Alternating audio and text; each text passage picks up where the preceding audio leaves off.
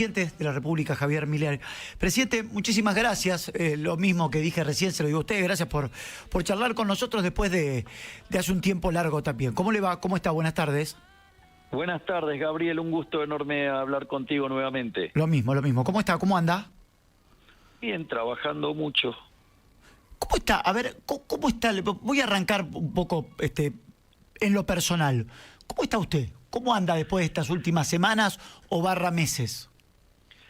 A ver, Gabriel, a diferencia de otras personas, digo, yo me he criado en una lucha permanente, así es que básicamente estoy acostumbrado a este tipo de situaciones y son situaciones que a mí, digamos, me agrandan. Así es que tener que estar enfrentando al partido del Estado con las peores intenciones y de destrozar el país, digamos, hace que valga más la pena esto. Es decir, nunca uno creyó que iba a ser fácil hacer un cambio de 180 grados, una economía. Piense esto, Argentina era un país desarrollado y el partido del Estado lo convirtió en un país en desarrollo. Bueno, digamos, o subdesarrollado. Bueno, entonces, pero de esas estructuras hay muchos que se benefician, digamos, ya sea los empresarios prebendarios, los medios pauteros, digamos, los políticos corruptos, los sindicalistas que obran en contra de sus representados, profesionales que son funcionales al partido del Estado. Bueno, entonces usted, digamos, cuando va a emprender una reforma copernicana, bueno, va a encontrar básicamente la resistencia del statu quo, y uno lo que está viendo es que desde el mes de febrero, marzo, cuando percibieron que nuestro programa es absolutamente exitoso, empezaron a torpedearlo, ¿no? Porque, digo, a ver, si yo hago un raconto de las cosas, ¿no? Digo, nosotros recibimos déficit fiscal consolidado de 15 puntos del PBI, 5 en el Tesoro, 10 en el Banco Central, 4 bases monetarias venciendo a un día, con lo cual en un día podríamos haber triplicado la cantidad de dinero por los pasivos remunerados, teníamos deuda en pesos por el equivalente a 9 bases monetarias, teníamos la deuda de la CIRA por 40.000 millones de dólares, 11.500 millones de dólares negativos de reservas, digamos una brecha del 200%, una inflación diaria del 1,5%, de hecho la de diciembre estuvo en mayoristas en el 54%, que eso anualizado da 17.000, la del consumidor en 25. Bueno, digo, eso fue lo que nosotros nos encontramos.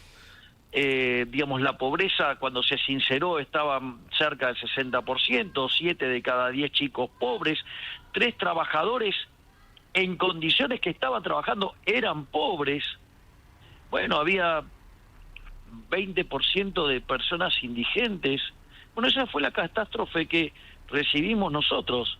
Bueno, nosotros hicimos lo que dijimos que veníamos a hacer, pusimos en caja las cuentas del Tesoro Nacional en el primer mes, digamos un logro único e inédito en la historia argentina. Después de 123 años de déficit fiscal, nosotros lo pusimos en orden el primer mes sin defaultear. Es el primer punto. El segundo punto es, a 6 meses de la gestión ordenamos el balance del Banco Central, con lo cual, digamos, eso eran 10 puntos de déficit cuasi fiscal. A partir de ahí la cantidad de dinero quedó fija. Y si usted recuerda las crónicas de las épocas, estos economistas que tanto opinan, hablan, todos decían que no podíamos bajar la inflación del 30% mensual.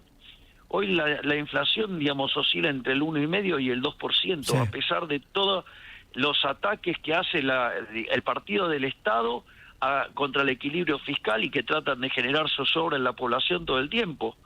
Entonces, con lo cual no solo demostramos que se podía hacer, digamos, poner las cuentas públicas en orden, sino que además, mientras que decían que esto iba a ser profundamente recesivo, el PBI de diciembre del 24 desestacionalizado terminó 6% arriba el de diciembre del 23. No solo eso, sino durante el primer semestre la economía argentina se expandió a un ritmo promedio del 6% anual. Ya la cantidad de pobres cayó en 12 millones, es decir, sacamos 12 millones de personas de la pobreza. La gente que no le alcanzaba para comer, hoy hay 6 millones que sí ya pueden comer de los que había antes. Por lo tanto, digamos, ahora claramente haber hecho 9.000 desregulaciones, ¿sí? Bueno, también, digamos, eso también afectó a muchos kioscos y bueno, entonces el Partido del Estado está nervioso porque está hambriento de cajas y bueno, entonces están torpedeando todo el tiempo el programa económico porque saben que si, digamos, nosotros somos exitosos, ellos tienen que jubilarse. Nosotros probamos que se podía poner las cuentas públicas en orden y que eso sea expansivo, demostramos que la inflación es un fenómeno monetario, demostramos que no existe tal cosa como el pass-through. Digo, hay varias cosas y además, digamos, logramos poner en caja también la calle, ¿no? Recuerde que había 9.000 piquetes por año. Sí, Hoy hay sí. 0 gracias a la labor de la ministra Bullrich. Y así, digamos, tenemos un montón de hitos que, bueno, implica que el Partido del Estado vivió equivocándose. Por eso a mí a veces me causa bastante gracia cuando me dicen, Milei no escucha. ¿Qué quieren? ¿Que repita la receta, digamos, que ustedes aplicaron durante 100 años y que tomaron un país desarrollado y lo convirtieron en uno subdesarrollado? Lamentablemente, les voy a decir, no voy a seguir esas recetas porque ya las conocemos. En el fondo, seguir la receta del Partido del Estado o votar por el Partido del Estado es votar porque nuestros hijos se vayan por Ezeiza. La verdad que a mí me parece que Ezeiza no es la salida es la libertad, que es lo que trae prosperidad y que va a hacer que nuestros hijos y nuestros nietos puedan crecer acá en la Argentina en prosperidad y felices. Presidente, en este contexto, a ver, voy a ir a la primera, que es una pregunta cotidiana de la gente en la calle. Por supuesto que usted recibió un país devastado. Los números eran devastadores. Bueno, siempre... Cuando habla el Partido del Estado parece que me hubieran dejado Suiza. Claro. A ver, estábamos hablando de una inflación, creo que nosotros hicimos una nota en el primer mes del 30% mensual aproximadamente. Bueno, una locura. Sí, la mayorista 54. 54 mayorista, por eso, dándole a la máquina. Y para mí, esto lo decía yo el otro día, se lo comparto, puede estar a favor o en contra de lo que yo manifiesto, pero para mí la macro fue impecable. Todos estos números y estos datos que usted manifiesta, a mí me parece que son de la realidad. Ahora también hay Gabriel, si usted me permite hacer una adición, un comentario sobre eso. Sí. Mire, nosotros cuando llegamos había un sobrante monetario que era el doble del Rodrigazo. Claro. ¿Se acuerda que la inflación se multiplicó por 6 en el 75? Bueno, con lo cual teníamos de piso una multiplicación por 12. Pero además teníamos una situación en el Banco Central que era peor que la que teníamos en el gobierno de Alfonsín en el 89, o sea, con lo cual hubiéramos quintuplicado la cantidad de dinero en un día.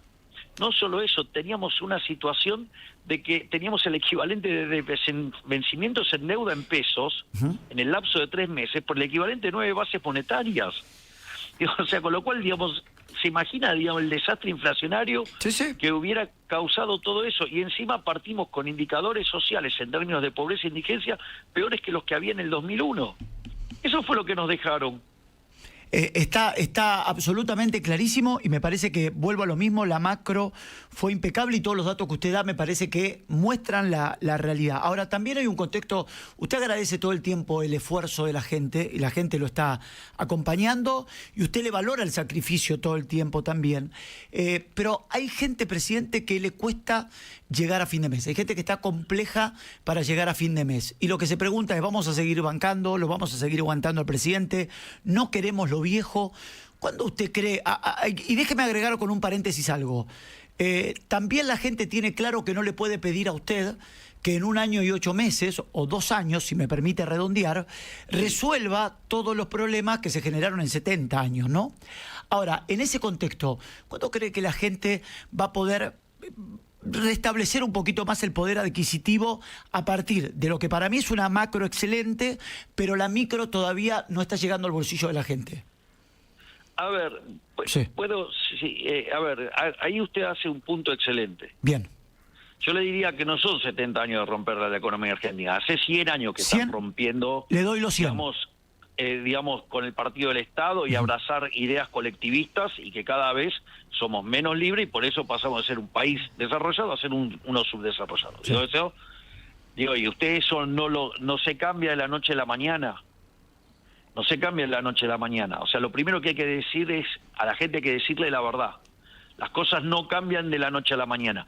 Haber querido aplicar la receta de cambiar todas las cosas de la noche a la mañana llevó que cada vez estemos peor. Siempre el remedio del populismo es peor que la enfermedad. Suena lindo. De hecho, hay una frase de Thomas Sowell que es fenomenal, digamos, sobre el socialismo y que aplica claramente al populismo, porque, digamos, o sea, el populismo es una versión del socialismo. O sea, el populismo, de hecho, es una suerte de mezcla entre el socialismo y el fascismo, que también es socialismo, y que, digamos, pero que lo hace por la vía democrática y que básicamente lo mejor que tiene es que suena bien. El problema es que no funciona. Es decir, porque si usted dejó, digamos, 70% de chicos pobres, 57% de pobres, 20 y pico por ciento de indigentes, un tercio de los trabajadores formales en la pobreza, y está claro que no funciona. Dicho esto, a ver, nosotros hemos hecho algo inédito en la historia argentina. Sacamos a 12 millones de personas de la pobreza. Sí. Es decir, lo que pasa es que desde el 57% hoy hay 30% de pobres. Entonces nosotros sí sabemos que la cosa está dura, pero no hay que aflojar. Estamos a mitad de camino, usted no puede entregarse. Es decir, nosotros llevamos 2 años haciendo un esfuerzo enorme, ¿sí? Salieron 12 millones de personas de la pobreza. Hay 6 millones de personas que hoy comen que antes no comían. O sea, antes no les alcanzaba para comer, hoy les alcanza para comer. Y había 12 millones que no le alcanzaba para cubrir la canasta básica total y hoy la cubre. Es decir, ahora, ¿eso quiere decir que la tarea está terminada? No, de ninguna manera. Hay 30% de pobres, falta un montón. Ahora, pero usted puede elegir el modelo que saca gente de la pobreza y que la gente empieza a prosperar, como el nuestro, o usted puede volver al modelo anterior que hizo un país desarrollado, lo convirtió en un país en subdesarrollo con 60% de pobres. Bueno, digamos, esa es la confrontación, esa es la disputa de modelo. ¿Está dura la recesión? ¿Es volver al pasado? Sí. ¿Volver al pasado decadente? ¿O abrazar las ideas de la libertad, que es la esperanza? Nosotros somos el partido de la esperanza. Es decir, nosotros proponemos un futuro mejor y lo demostramos en los hechos. Yo entiendo que la situación es dura, que la situación es complicada, falta un montón, 30% de pobres es una cosa aberrante, es hiper doloroso. Pero vamos en la dirección correcta. Es decir, tenemos que hacer que el esfuerzo que se hizo hasta ahora valga la pena. Y le cuento que además los salarios en términos reales crecieron más del 15%, lo mismo para las jubilaciones. Entonces, no es que las cosas no mejoraron. Bueno, pero tampoco puedo arreglar en 20 meses 100 años de destrucción. En especial cuando del otro lado está el partido del Estado tratando de romper todo. Usted tiene conciencia de que desde febrero, marzo hasta acá, el Congreso votó 40 misiles contra la política del gobierno. Sí. Bueno, entonces también hay que tener tener en cuenta que del otro lado hay digamos, personas muy destructivas. Y sabe que, mire, yo el otro día estaba haciendo en Paraguay una charla sobre batalla cultural a unos jóvenes involucrados en batalla cultural. Entonces daba cuáles eran los fundamentos de estas ideas colectivistas que, por ejemplo, el Partido del Estado tiene tan arraigadas. Y una de las ideas, que es la idea de la justicia social, básicamente es la idea de la envidia. Detrás de toda la justicia social y todo lo que mueve al Partido del Estado, es la envidia. Es la envidia. Mire, hay un par de frases brillantes de un economista que se llama Thomas Sowell, que de hecho era socialista, estudió en Chicago y después la realidad lo convirtió al liberalismo. Dice, ¿qué es la justicia social? Envidia más retórica. Y en un momento se pregunta, dice, ¿desde cuándo la envidia dejó de ser un pecado capital para convertirse en una virtud? Esto es muy importante para que vean las bases morales, o sea, el Partido del Estado, los quiseístas, si usted quiere, sino también, y muchos de sus socios que votan lo mismo, son el partido de la envidia, son el partido de los envidiosos, el partido de los resentidos. Y fíjese cómo opera la envidia. Hay una parábola muy divertida, digamos, al respecto. Dice que estaba Pedro y tenía una oveja y amaba a su oveja y estaba fascinado y feliz con su oveja. Y estaba Juan, que estaba profundamente envidioso porque Pedro tenía una oveja y era feliz con esa oveja. Entonces Juan, mientras que iba despotricando, quejándose de la vida y de todo, y escupiendo todo tipo de maldiciones sobre el pobre Pedro, que era feliz con su oveja, se encuentra una lámpara de un genio. Entonces frota la lámpara, sale el genio. Entonces el genio le dice que le concede un deseo. ¿Y qué hace Juan? Podría haber pedido un rebaño, ¿no? Claro. ¿Qué pidió? Que se muera la oveja de Pedro. Claro. Eso es el kirchnerismo, Claro. eso es el partido de Estado, ese es el kirchnerismo y todos sus socios del partido del Estado. Fíjense que la única propuesta que tienen, ¿cuál es? Romper el modelo de Milei. Romper el modelo de Milei, eso es lo único que busca. Ahora, yo le cuento que romper el modelo de Milei también significa condenar a millones de argentinos a la pobreza. Y todo porque, digamos, ellos están con un problema de abstinencia de caja. Bueno, Ahora, es lo sí. que vinimos a cambiar. Sí. Y dijimos que lo íbamos a hacer y lo estamos haciendo. Presidente, en este contexto el cual yo comparto, todos sabíamos que previo a las elecciones, por ahí más en estas nacionales de octubre y no tanto en las que fueron de la provincia de Buenos Aires, iba a haber un intento de desestabilización al gobierno, con lo cual creo que hoy está ocurriendo, ¿no? Lo que a mí me sorprendió, y acá viene mi pregunta... De hecho, nosotros, fíjese, los distintos diversos reportajes de los distintos ministros, que yo había avisado de esto. Por eso nosotros primero hicimos el saneamiento del activo del Banco Central con el programa del fondo. Después hicimos el saneamiento del pasivo del Banco Central. Vio que había muchos que criticaban el tema de las LEF y todo. ¿Usted se imagina si en este momento hubiera habido 16 billones de pesos en la calle dando vuelta a un día? Claro, por eso le quería preguntar... Que nosotros, digamos, estábamos preparados para estos embates. Sé que estaban preparados para estos embates. Ahora, ¿se imaginó que iba a ser tan fuerte el embate? Bueno, es lo que se llama el equilibrio de Cortés, ¿no? O sea, Cortés, ¿qué es lo que hizo? Va y quema las naves. O sea, digamos, ¿por qué quema las naves? Y porque la única alternativa es ganar o morirse. Bueno... Digamos, la diferencia es que en otros episodios el partido del Estado lo pudo hacer porque la macro era endeble. En cambio, sin embargo, nosotros venimos trabajando en los fundamentos macro. ¿Sabe cuántos países en el mundo hay que tengan equilibrio fiscal en la línea financiera? 5, tengo entendido. 5 en todo el mundo. Nosotros somos y uno Argentina de ellos. es uno. Nosotros recibimos la relación deuda-producto en torno a 100% del PBI y hoy está en 44%. Además, pagamos 50.000 millones de dólares de deuda desde que estamos en el gobierno. Mire si habremos hecho cosas que verdaderamente... Entonces, fíjese, pusimos en caja las cuentas públicas, pusimos en caja la cuestión monetaria, pusimos en caja el sector externo, desregulamos la economía, damos contención social desde capital humano, pusimos orden en las calles desde el primer día, terminando con los piquetes, que eran 9.000 por año, pasó a 0.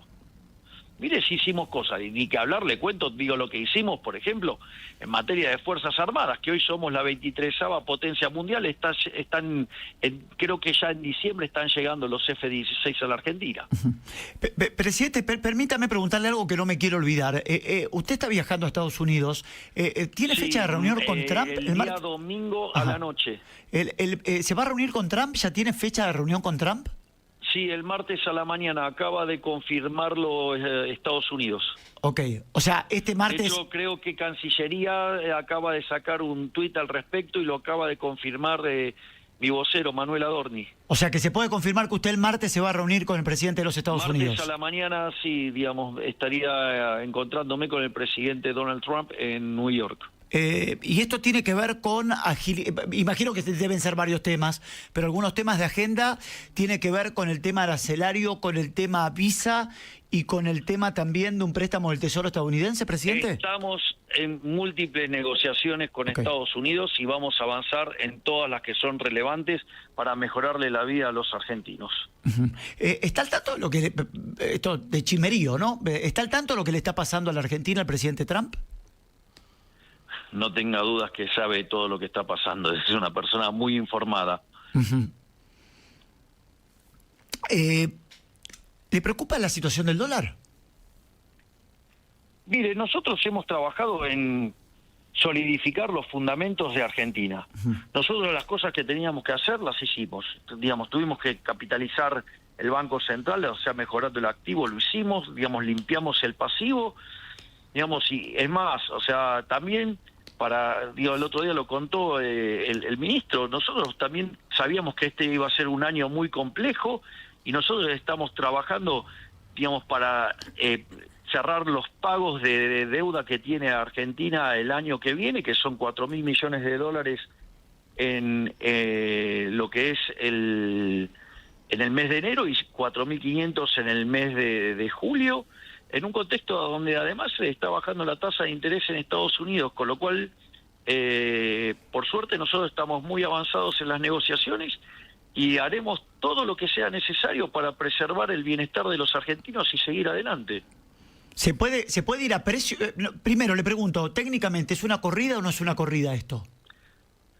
A ver, acá lo que hay es una cuestión en donde se volatilizó la demanda de dinero. O sea, hay que ver si esa volatilización de la demanda de dinero tiene como contrapartida una caída de la demanda de dinero vinculada, digamos, a lo que tiene que ser con las transacciones. Entonces, en ese caso podría ir a precios y podría además impactar sobre el nivel de actividad, pero algo que, bueno, pero ¿usted qué quiere? Digo, nosotros cuando el riesgo país llegó a 550, el Partido del Estado, es decir, los kirchneristas y todos sus socios que dicen no ser kirchneristas, pero votan igual que el kirchnerismo y que votan en contra de la política económica, han llevado el riesgo país a niveles, digamos, cercanos al 1.500. Bueno, digamos, es parte también del juego democrático y lo más interesante de todo esto es que el 26 de octubre los argentinos van a tener la posibilidad de elegir, o eligen el cambio de rumbo, eligen las ideas de la libertad y la prosperidad, o deciden volver al pasado, que es la decadencia, el populismo y la pobreza extrema, ¿sí? Digamos, pero, digamos, satisfaciéndose y regodeándose en la envidia. Bueno, digamos, o sea, usted quiere elegir el partido de los envidiosos, ahí los tiene. Usted quiere ir por el partido del progreso y el bienestar, nos puede elegir a nosotros. Digo, es eso, de vuelta. Y como le dije antes, votar el partido del Estado, o sea, votar al kirchnerismo y sus socios que se disfrazan de distintas cosas, sí, bueno, digamos, es votar que nuestros hijos se vayan por Ezeiza. Bueno, digamos, nosotros lo que proponemos es que la salida no sea Ezeiza, que la salida sea la libertad y la prosperidad. Lo escuchaba a Furiase, que es el director del Banco Central, también a su ministro de Economía, a Caputo, llevar tranquilidad y decir, hay dólares para todos, ¿sí? Hay dólares. Hoy y el por Banco eso se capitalizó el Banco Central. O sea, hay dólares. A ustedes no les preocupa mucho. Claro. Por eso se capitalizó. Entonces, ¿para qué hicimos todo el proceso de capitalización del Banco Central? Hoy queda marcado que esa capitalización le da resultado y que no lo van a correr con este tipo de actuaciones.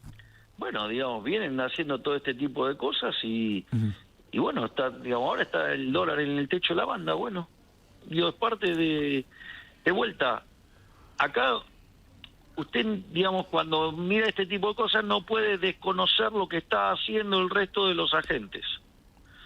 Entonces, acá usted tiene nosotros esperábamos un escenario de hostilidad y, bueno, evidentemente esta gente no tiene ningún problema en tratar de destruir, con tal de llegar al poder, no tienen problema en destruir todo. O sea, es como hay una reflexión en Sun Tzu, digamos, que ahí, digamos, el demagogo está dispuesto a destruir la economía y gobernar sobre las cenizas, digo, con tal de estar en el poder. Bueno, digo, es lo que está haciendo el Partido del Estado, es decir, el kirchnerismo y sus socios que votan igual que el kirchnerismo. Presidente, estas intervenciones, usted lo prometió en campaña, o no sé si lo prometió o habló en campaña sobre una dolarización. Esta intervención del Banco Central, ¿puede ser el comienzo a una dolarización a futuro? Es bastante más complejo el tema de la dolarización, porque el problema radica en que usted tiene que también adecuar el sistema financiero para que eso ocurra, y eso Y eso yo lo expliqué durante la campaña. Eso es un término técnico. Usted que es contador lo va a entender. Depende de la duration del sistema financiero. En realidad, para ser estrictamente técnico, es la duration que sea la más larga de los bancos. O sea, todos los bancos tienen en sus carteras distintas duration. Bueno, esto es porque los bancos son intermediadores de plazo, toman plata a corto y prestan a largo, entonces tienen que tener una composición de activos que tenga una vida promedio financiera, duration, que mapee con la de los pasivos, ¿sí? Sí. Entonces, el tiempo que a usted le demanda dolarizar es el tiempo que usted requiere para poner en línea el sistema financiero para poder hacerlo.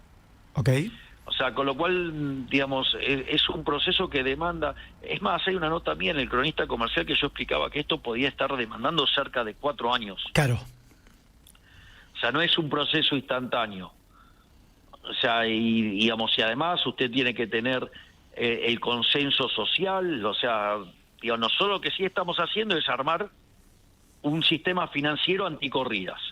Entonces, si llegada la oportunidad, los argentinos deciden dolarizar, lo cual desde mi punto de vista habría que llamarlo a consulta popular, ¿no? Okay. O sea, digamos, y que sea vinculante. Entonces, en función de lo que los argentinos decidan, si los argentinos deciden y contamos con el financiamiento, digamos, para hacerlo, digamos, se lo hace. Uh-huh.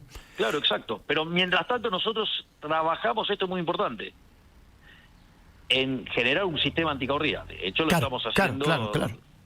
Fíjese, la tarea prudencial hecha por el Banco Central desde que iniciamos es verdaderamente ciclópea. Uh-huh.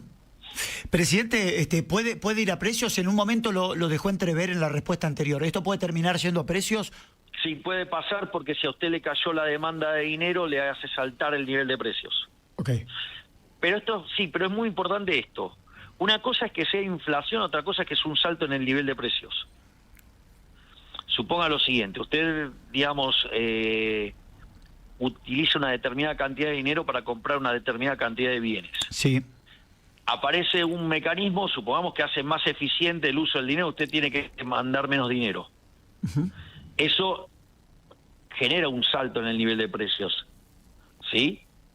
Se va a manifestar en la tasa de inflación de un periodo, pero después desaparece. Esto lo importante, ¿sabe qué es? Que cada vez que ocurren estas oscilaciones, después la tasa de inflación baja mucho más rápido. Más rápido. Recuérdese que previo, digamos, a que hiciéramos el acuerdo con el fondo, la inflación venía del 4, no la pueden bajar, estuvo esa escalada y después quebró el 2. Claro. Entonces, hay un money overhang que hay que limpiar. Recuerde que yo digo que la política monetaria tiene un rezago de 18 a 24 meses.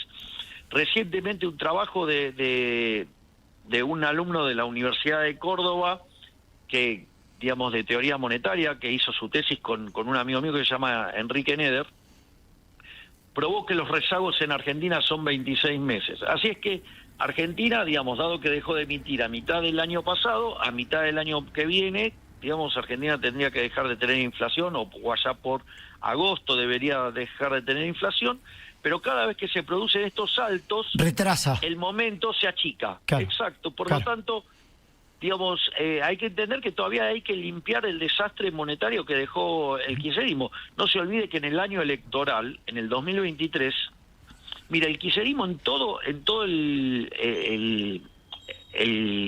el gobierno, en el último gobierno kirchnerista, se emitieron 28 puntos del PBI. Sí. Sí, o sea, para tener una idea de cómo, digamos, por eso la inflación que generaron, ¿no?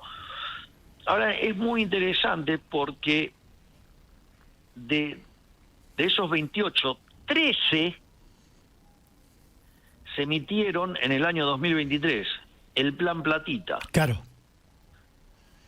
Bueno, digo, eso en otros contextos de la Argentina se limpiaba con hiperinflación, Sí, con sí, sí, sí, sí, sí, sí, sí, expropiaciones. sí, sí, sí. Bueno, acá lo increíble es que nosotros hicimos el programa de estabilización sin expropiar, ¿sí? Digamos, o sea, pero claro, pusimos las cuentas públicas en orden, ¿no? Ujú. Quiero volver a la reunión con Trump y quiero hacer una pregunta puntual respecto a esto.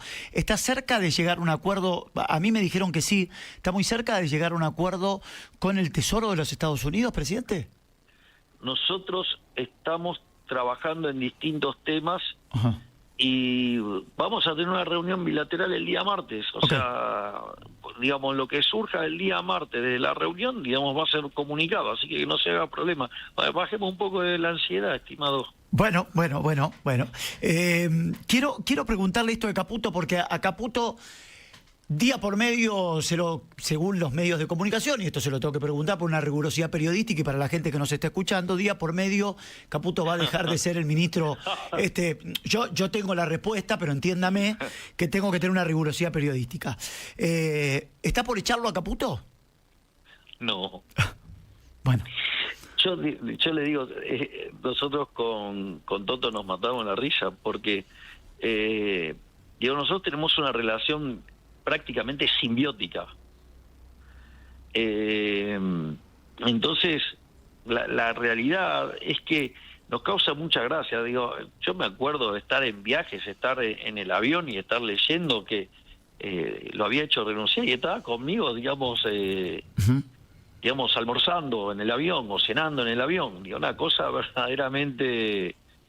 No, digamos, yo no sé por qué se dedican a esparcir todas esas mentiras. ¿Es una manera de desestabilizar, entiende usted? Sí, absolutamente. Creo que se equivoquen una vez, lo puedo entender. Dos, ya empezaría a dudar de la capacidad intelectual del interlocutor. Tres, creo que ya hay mala intención. Cuando usted lo hace recurrentemente, está claro que evidentemente usted tiene otras intenciones. Sí, ¿sintió que en las últimas semanas, últimos meses se lo quisieron llevar puesto a usted? Pero esto lo quieren hacer desde el primer día que asumí. Así es que, no sé, digamos, de vuelta. Yo he construido toda mi vida, digamos, en la adversidad. Así es que nada de que me sorprenda. ¿Hablará con Macri previo a las elecciones de octubre? Digo, de aquí hasta octubre, ¿volverá a hablar con el expresidente? ¿Habla fluidamente con el presidente o no hace mucho que no habla? No estamos hablando, pero tampoco es que están cerradas las puertas al diálogo. Él el otro día tuvo un gesto muy positivo hacia el presupuesto. Yo, digamos, de hecho en el día de ayer, en la conferencia, hice toda una valoración del apoyo que recibí para el balotaje tanto de la doctora Bullrich como de parte de Mauricio Macri. Por lo tanto, a veces vio cómo son las relaciones, a veces se enfrían, a veces se profundizan. Bueno, yo creo que los desafíos que tiene enfrente Argentina requiere que todos los que estamos en contra del partido del Estado y del kirchnerismo y todos sus socios siniestros que, digamos, se quieren mostrar moderados, pero en realidad terminan votando con el kirchnerismo, bueno, entonces estamos, digamos, en el momento de la verdad estamos todos juntos. Eso no sea problema, que eso es así. O sea, que no me descarta que de aquí a las elecciones pueda comer una milanesa al horno con el expresidente. Hay puentes. Hay puentes, perfecto. ¿La relación está bien? Digo, fría, pero bien. No, pero digo, de hecho yo siempre he manifestado mi admiración y mi agradecimiento hacia el expresidente Macri, así que digo, no hay, digamos, de vuelta, las circunstancias que generan a veces los eventos electorales pueden producir estos distanciamientos transitorios, pero cuando llega la cosa de verdad estamos todos del mismo lado, o sea, digamos, tanto digamos Mauricio Macri como yo sabemos muy bien, digamos, de qué lado estar de la historia cuando, digamos, la cosa se pone seria. Vamos a empezar a ver, o estamos empezando a ver un presidente Javier Milei mucho más político. Sé que a usted esto es una infidencia entre usted y yo porque tenemos, no le gusta mucho, pero ¿vamos a tener que ver un presidente o vamos a empezar a ver un presidente más político? Bueno, convengamos que estoy trabajando mucho más fuertemente. Me puse al frente de la mesa política, me puse, digamos, la campaña al hombro, volví a restituir el Ministerio del Interior para tener un único interlocutor con las provincias. Además, armé una mesa, digamos, para vincularnos con los gobernadores, donde no solo está el ministro del Interior y Guillermo Francos, o sea, el jefe de gabinete, sino que además está el ministro Caputo, o sea, con lo cual estamos hablando en serio, no, acá no hay chiste. Es decir, acá no se discute el sexo de Los Ángeles, se discuten cosas concretas. Así es que, bueno, la demanda del momento requiere que tenga que poner más empeño sobre eso, así que bueno, nada, digamos, seguiré trabajando entonces 18 horas por día, ¿qué se le va a hacer? ¿Hay internas en su gobierno, presidente? ¿O hubo y ya no hay más? A ver, le cuento cómo se fabrican esas internas. A usted a esta altura de la vida me imagino que ya no le debe sorprender nada de lo sucio que pueden ser los integrantes del Partido del Estado. No. Bueno, entonces, ¿qué es lo que ocurre? Básicamente se infiltran en la estructura. Y esas personas que se infiltran en las estructuras torpedean contra otro grupo dentro del gobierno. ¿Sí? Entonces, esos infiltrados son los que generan las disputas. Y como eso después escala, donde los medios muchas veces en connivencia con estos, digamos, armadores de problemas, básicamente, digamos, potencian estas cosas y claro, cuando llega arriba, entonces también empiezan a tirar arriba y entonces aparecen internas que la verdad que no tenían ningún sentido de ser, que básicamente fueron fabricadas por infiltrados y potenciadas por los medios de comunicación. ¿O acaso usted no cree que, digamos, son corresponsables, digamos, los medios de comunicación cuando hablan de la interna libertaria y, digamos, y citan personas que no están dentro del espacio? Sí. Es decir, si usted saca, digamos, eso, yo durante la campaña del 2023 lo padecí todo el tiempo y ahora lo vuelven a hacer. Digamos, primero para hablar de interna, lo primero que usted tiene que tener para hablar de interna es la persona que opinó, ¿está adentro o está afuera? Claro. Porque si está afuera no es interna, es un tipo que se quedó afuera, que está resentido y torpedea, y como los medios, muchos de ellos juegan sus intereses vinculados a la política, bueno, entonces levantan cosas que son falsas. O sea, yo digo, no puedo tener no puede haber una interna con los comentarios que dice alguien que está afuera del... Claro. Entonces, digamos, pero sí es cierto que hay infiltrados en distintas partes, en los distintos grupos, y son esos infiltrados los que generan estas agresiones cruzadas, y claro, a veces, si no están, digamos, aquellos que no saben cómo funciona este tipo de mecanismos, bueno, se comen la curva y terminan en una discusión innecesaria, cosa que yo, digamos, me tomé, digamos, unos días para explicar a los distintos grupos de trabajo cómo funciona y que no se coman la curva. Digo, y lo que tienen que chequear, digamos, es quién es el que está disparando y empezar a sacar, digamos, a los infiltrados de la estructura. Se lo voy a preguntar como si estaríamos en un café. ¿El triángulo de hierro sigue firme? Obviamente. La relación que tanto se ha hablado, entre Karina y Santiago, ¿está bien? Pero yo le hago una pregunta, a ver, digamos, pongamos, es otro invento de los medios eso. Ok. Yo le hago una pregunta, ¿usted cree que yo podría tener una buena relación con Santiago Caputo si se mete con su hermana? De ninguna manera, porque yo lo conozco a usted, de ninguna manera. Y entonces se da cuenta que no tiene sentido. Ahora, ¿qué es lo que creen? Que, digamos, las personas tienen que pensar todas iguales. Eso sería un error. Claro, sería una locura. Sí. Está claro. Entonces, bueno, digo, se plantean temas y hay visiones y en algunos momentos se opta por un camino y a veces se opta por otro, a veces se diseña un camino intermedio, a veces desde esas dos posiciones se crea un nuevo camino. Digo, o creen que todo tiene que ser un pensamiento lineal. monolítico. Es Claro. decir, le digo que si nadie, le aviso que si nadie piensa distinto, nadie está pensando, ¿eh? Claro. Sí. Entonces, y yo le hago una pregunta, y Sí. si yo tengo digamos, en alguna posición, tengo una diferencia de visiones con mi hermana, que hay una interna, estoy peleando, digo, sería una estupidez. No, bueno, no, está claro. Imagino que hasta debe tener diferencias con su hermana en algún pensamiento o en algunas actitudes. Digo, a ver, a mí me pasa con mi familia también. Bueno, pensar entonces, distinto. a ver, digamos, la diferencia, digamos, es algo maravilloso, digamos, que digamos, la contracara de la diferencia, ¿sabe cuál es? La división del trabajo. Hay gente que es mejor para unos temas y Claro. otro que es mejor para otro. Y bueno, entonces, ¿cuál es el rol mío?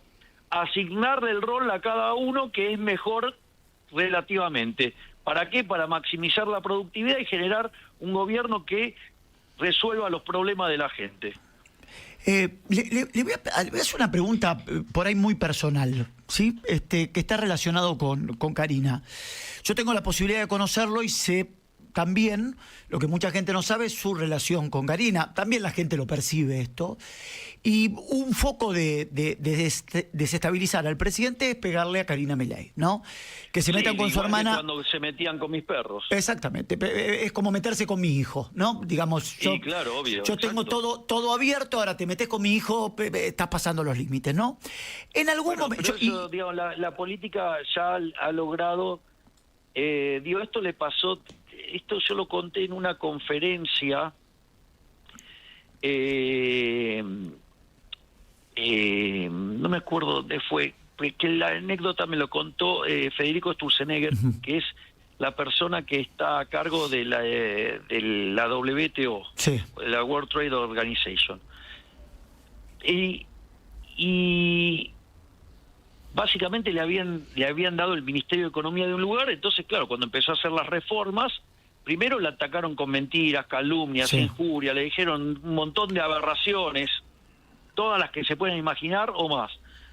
Después, en el segundo estadio, se metieron con la familia, le empezaron a pegar a la familia.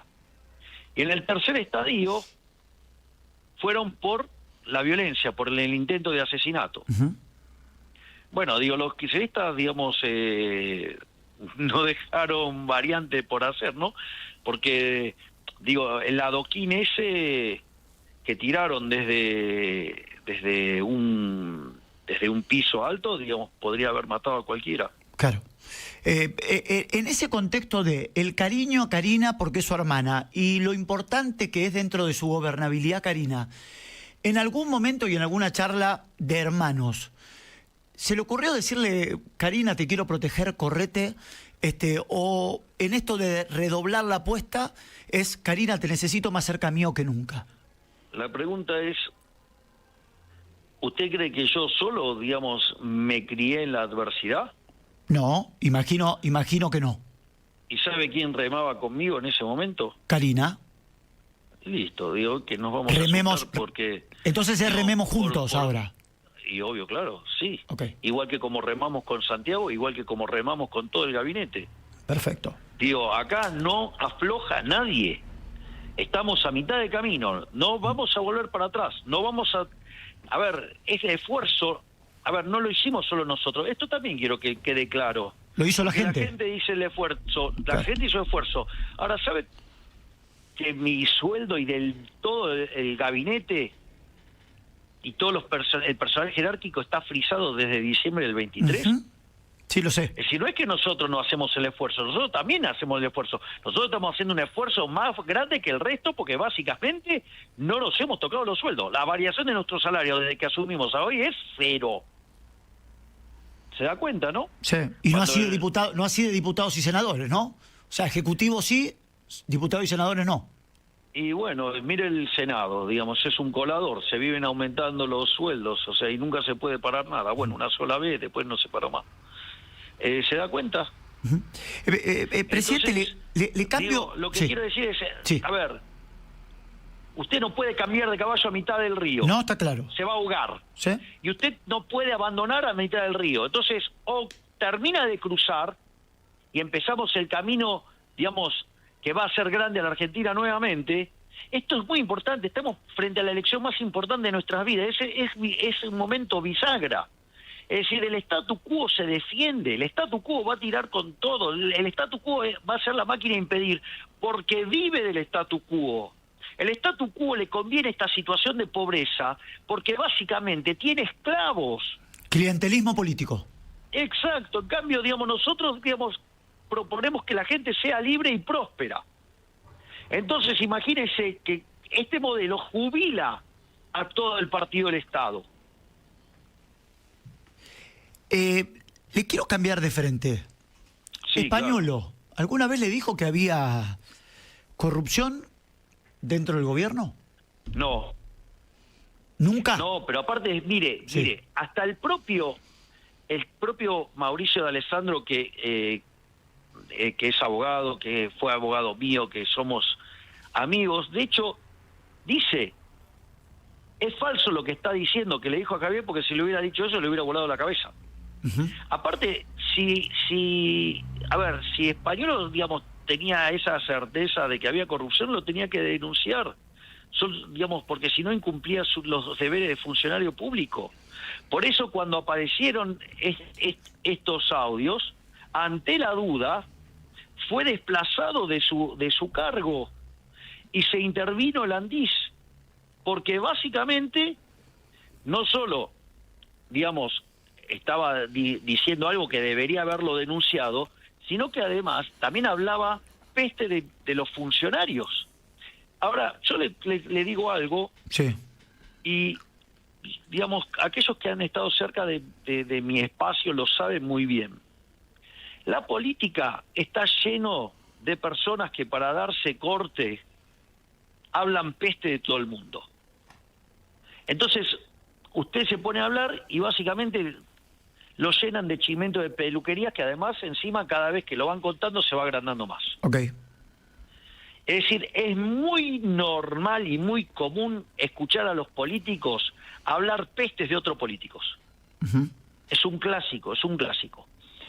Cada vez que en mi espacio apareció gente que se dedica a sembrar chimento de peluquería, yo los eché. Porque eso es profundamente destructivo. Porque después, porque en el fondo, terminan generando un comportamiento psicopático que hace que todo el mundo termine peleado con todo el mundo. Y en realidad pasa, en función de todo un montón de mentiras. Entonces, la realidad es que, mire, el tema está en la justicia y que lo resuelva la justicia. Nosotros estamos tranquilos y de hecho, todas las pruebas que haya que aportar, todo.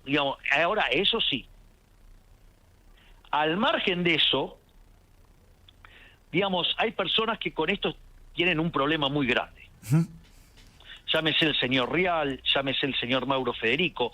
El señor Mauro Federico confesó en un programa de carnaval, en un diálogo donde la contraparte que estaba hablando era Fantino, que dice que el señor Rial, básicamente, había descubierto, se había enterado que a mí me molestaba que se metieran con mis perros. Ujú. Entonces él mandó a un conjunto de periodistas, y lo cuenta Mauro Federico, para que me fastidien con mis perros. Es decir, usted se da cuenta, ¿no? O sea, montó un sistema de espionaje paralelo para sacar información sobre mis perros para fastidiarme. Claro. Usted se da cuenta que es un delito grave montar un sistema de espionaje sobre una persona, ¿no? ¿Está claro eso? Sí, Primer sí, sí, punto. está clarísimo, está clarísimo, Hay está un delito clarísimo. grave ahí, ¿no? Sí. Bueno, que eso es lo que confesó el señor Mauro Federico que hizo el señor Jorge Rial. Pero si además usted eso se lo está haciendo al Poder Ejecutivo, con lo cual está grabado además eso. Ujú. Yo, hice la denuncia pertinente, obviamente los medios, entre bomberos no se van a pisar la manguera, entonces informaron cualquier cosa de esa denuncia, pero esa denuncia estaba, de que habían armado un sistema de espionaje ilegal en torno al Poder Ejecutivo. Ahora, es muy interesante, muy interesante, porque después aparecieron audios en una reunión en Casa Rosada donde estaba mi hermana, donde dijo algo gravísimo. ¿Qué dijo? Que trabaja 15 horas por día. Que hay que trabajar más y que hay que estar unidos, ¿no? Algo así. Claro, tremendo. O, digamos, después otro audio en la oficina de Martín Menem, dicen, o digamos en el Congreso, donde, digamos, mi hermana los arenga a juntarse y que sigan la línea que les propone Martín Menem, porque, digamos, Martín Menem es alguien que se sienta en las reuniones de gabinete y sabe, digamos, qué es lo que necesita el Ejecutivo. Uh-huh.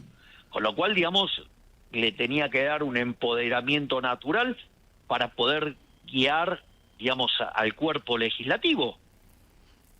Entonces, fíjese que mi hermana pidió que se levante, digamos, que puedan, que se sepan los audios. Lo que pasa que el problema con estas cosas es que editan y se terminan diciendo cosas que no se dicen. Que no se dicen. O sea, usted está... otras cosas sí. Directamente mentiras que además son editadas para que parezcan otra cosa. Usted está convencido... Yo le voy a hacer un ejemplo sobre esto. Cuando, digamos, los cucas hablan y hacen el 3%, sí. ¿sabe de dónde estaba Andís cuando nosotros llegamos al poder? ¿Dónde? Dependía de Secretaría General de la Presidencia. Claro. Mi hermana, para que ese tema no representara un problema, lo mandó a Capital Humano, porque Salud estaba en Capital Humano. Con Petovelo. Sandra, digamos, a la luz de los problemas que había en Salud, sacamos a Salud de Capital Humano y hubo que hacer el ministerio aparte. Por lo tanto, Andís pasó a Jefatura de Gabinete. Y después de Jefatura de Gabinete pasó, digamos, a Salud. ¿Hola? Sí, lo escucho, presidente, sí. ¿Me escucha? Dicho esto, ¿qué es lo que quiero decir? Si usted se quiere quedar con una caja, ¿se va a quedar con el 3% cuando se puede quedar con el 100%? Hay que ser muy tonto para pensar eso. Presidente, ¿usted está convencido que a su hermana, que al Ejecutivo, inclusive a usted, le hicieron espionaje ilegal? Obviamente que nos hicieron espionaje ilegal y por eso estamos, digamos, hicimos la denuncia y claramente en esta situación está profundamente involucrados los pseudo periodistas que mencioné también, ¿no? Obviamente. En esta decisión de separar a Españolo, ¿habló de más? Digo, más allá del contexto, digo, sentirse cerca suyo del Ejecutivo, de personas con poder, ¿habló de más? De vuelta, está lleno de gente en la política que hacen esto. Esto en la política es mucho más convencional de lo que usted cree. Uh-huh. Gente hablando cosas sin ningún fundamento. Si usted está en el sector público y usted ve algo así, tiene que hacer una denuncia, si no está incumpliendo con los deberes funcionario público. Y si esos audios, como dicen, son de mitad del año pasado, pasó mucho más tiempo. Un año que, digamos, lo debió haber denunciado. Bueno, entonces, digamos, es chimento de peluquería. Muchas veces hay gente que habla este tipo de cosas para mostrarse importante. Uh-huh. ¿Presidente, va a judicializar los rechazos a los vetos que se dieron en el último tiempo? Nosotros vamos a preservar el equilibrio fiscal y vamos a utilizar las herramientas que sean necesarias para seguir sosteniendo el equilibrio fiscal. El equilibrio fiscal no se toca, es la piedra angular de este programa.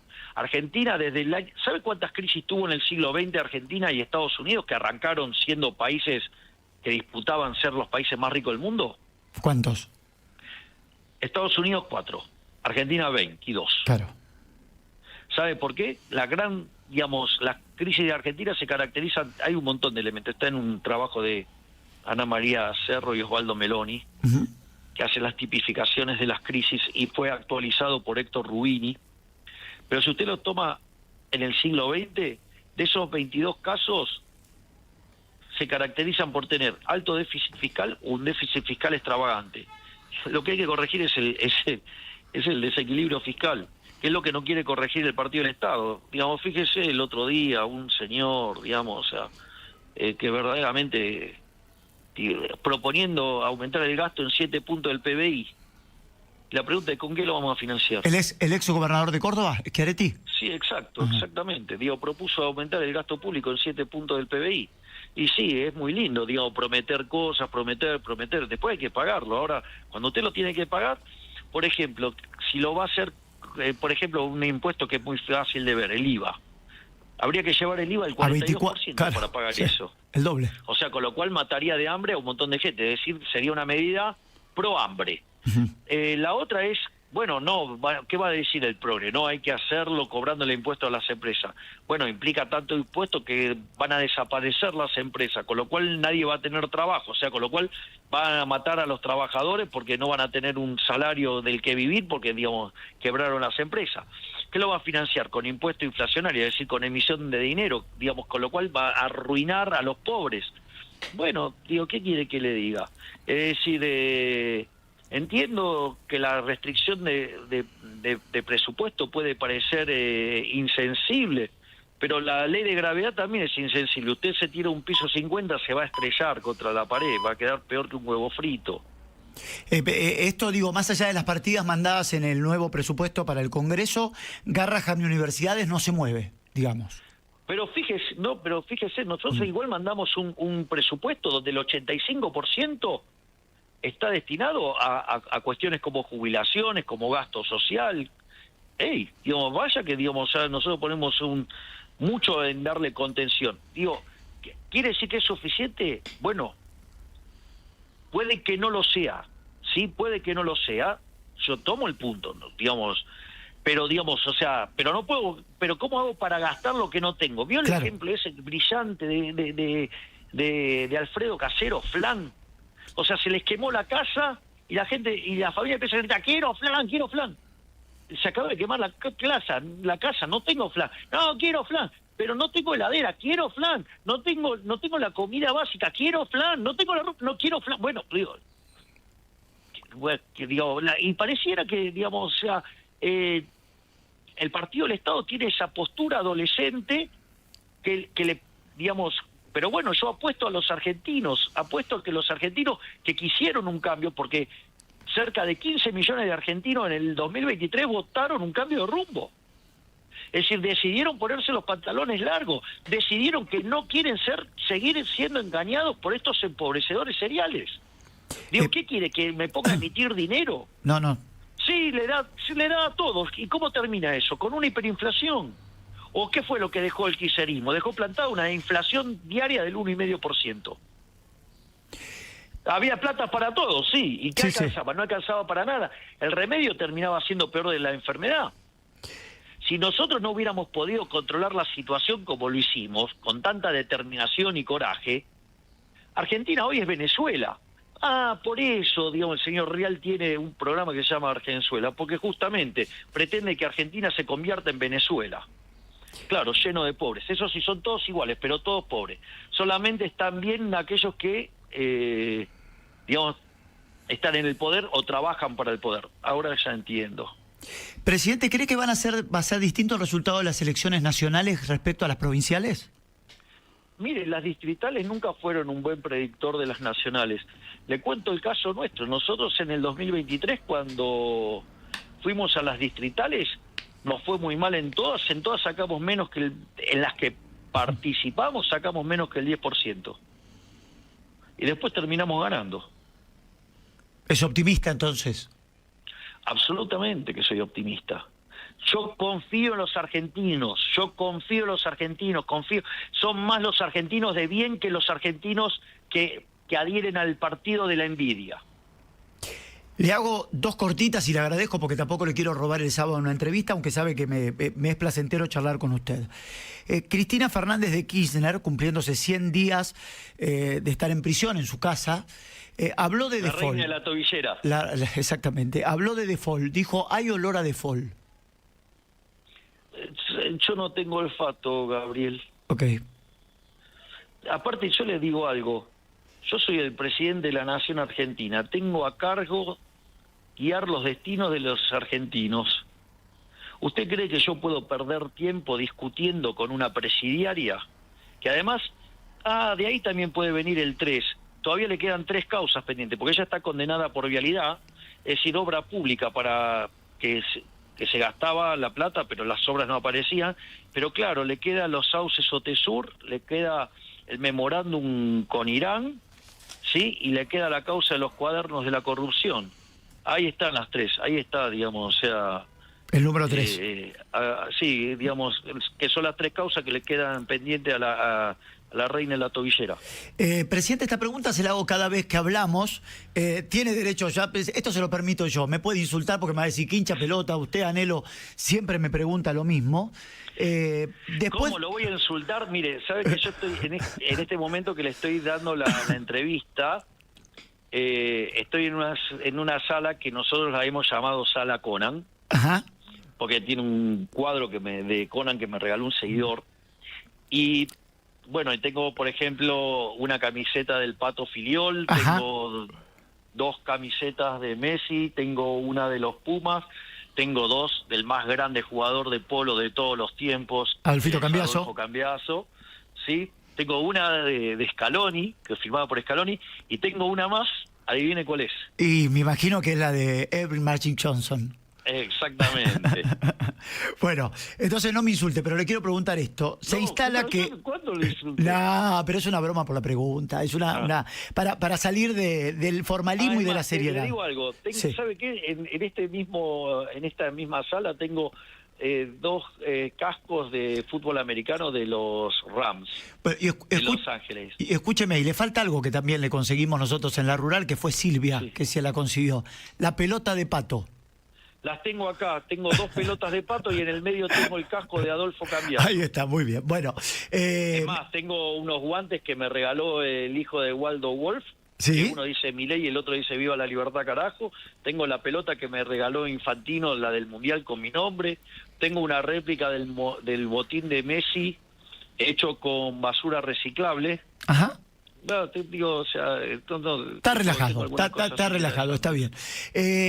Se instala que se va a devaluar después de las elecciones. Por eso digo, ya se la pregunté 20 veces esto. ¿La idea es devaluar una vez que pasen las elecciones? Argentina tiene un programa en marcha y va a seguir manteniendo ese programa en marcha. Se termina el miedo y el espanto y el horror que generan los cucas, el partido del Estado, o sea, y los cómplices de los kirchneristas, o sea, porque veo que hay algunos que dicen que no son kirchneristas, pero votan igual. Con lo cual, los efectos prácticos son lo mismo. O sea, digamos, son kirchneristas más retórica, por decirlo de alguna manera. Entonces, en el Partido del Estado usted tiene a los kirchneristas y a los kirchneristas más retórica, que digamos la retórica busca que no parezcan que son kirchneristas, pero votan igual. Termina este ruido y automáticamente todo digamos, dígame en qué cambiaron los fundamentos de la Argentina. Si son hipersólidos, Sí. apretada la cuestión monetaria, apretada la cuestión fiscal, digamos, saneado el balance del Banco Central. Es todo ruido político. Se termina el ruido político. Los argentinos deciden seguir adelante, deciden no aflojar, deciden abrazar las ideas de la libertad. Bueno, si la libertad avanza, Argentina no va a retroceder. Por eso el dilema es, o la libertad avanza o Argentina retrocede. Después de las elecciones, usted habló de una tanda muy importante de nuevas reformas. Una es la laboral. Hay gente que está... Sí, pero tiene un orden eso, ¿eh? No, pero yo le quería preguntar... La tributaria, después Claro. la laboral y después más apertura. O sea, y eso es un loop permanente. Bueno, pero y van siendo graduadas en función de lo que se va pudiendo conseguir en cada caso. ahora, hay gente que está preocupada por este tipo de reformas, que también lo están tratando de... Y mover sí, un hay poquito. gente que está preocupada, que son las mismas que torpedearon al gobierno de la Rúa Ajá. Ok. cuando hicieron hacer la reforma laboral. Y, Por eso se y pregunté. son muy cercanos, ¿vio? Además. ¿La relación con los gobernadores está mejor? Está muchísimo mejor y Lisandro Catalán, como ministro del Interior, está haciendo un trabajo enorme. Y lo bueno es que ahora hay un único interlocutor. Entonces ahora las demandas fluyen de manera ordenada. Perfecto. Y la última, no le voy a pedir nombre, pero le voy a pedir en su cabeza. Patricia Bullrich probablemente en diciembre deje el gobierno. ¿Tiene ya los reemplazos en su cabeza? Sí, obviamente, los tengo debatidos con los ministros, exactamente. Perfecto, muy bien. Presidente, creo que, mire, la verdad que me he traído mis hojas, creo que no he dejado nada por preguntarle, lo pasé por todos lados y le agradezco la claridad. ¿Cómo? Pero como si hay algunos que dicen que yo digo lo que me tienen que preguntar. Ah, pero escúcheme, estas hojas no me las mandó usted. No sé, digamos, ¿se entiende mi letra? Porque es bastante fea. No, la mía es más, mire, la mía es más complicada que la suya, Que quédese mía, tranquilo. mire qué difícil, ¿eh? Y bueno, los contadores públicos no escribimos, trazamos rayas. Presidente, le agradezco por su tiempo, le agradezco por su claridad y le agradezco siempre por elegir este programa, Radio Mitre, también para charlar con nosotros y llevarle tranquilidad a la gente. Le agradezco mucho. Por favor. Ah, ¿puedo dejar un anuncio? Sí, sí. ¿Me lo permite? Sí, sí, por supuesto. Este 6 de octubre, en el Movistar Arena, voy a estar presentando mi nuevo libro que se llama La construcción de un milagro. Ah, bueno, perfecto. Muy bien, 6 de octubre en Movistar Arena. Lunes. Sí. Lunes. Bueno, Sí. ¿podemos ir nosotros? ¿Nos va a invitar? Sí, lo invito, sí, digo, obviamente, digamos. Perfecto. ¿Quiere ser invitado como periodista o como un fan que va a venir a presenciar el evento? ¿Vio como dicen los chicos ahora, presidente? Yo en esta lo voy a tutear, pero porque es el dicho, no me quemé. Le mando un abrazo. Te mando un gran abrazo. Que esté usted muy bien, muy amable, muchas gracias. Hasta luego. Que usted esté muy bien. Hola gente, ¿cómo están? Gracias por ver el video hasta acá, espero que les haya gustado. Es la idea del canal traerles material súper interesante como lo que acaban de escuchar. Si bancan a Milei sobre todo las ideas de la libertad, no se olviden de suscribirse al canal activando la campanita, darle al like y compartir el video. Les mando un fuerte abrazo y nos vemos en el siguiente. Chao, chao.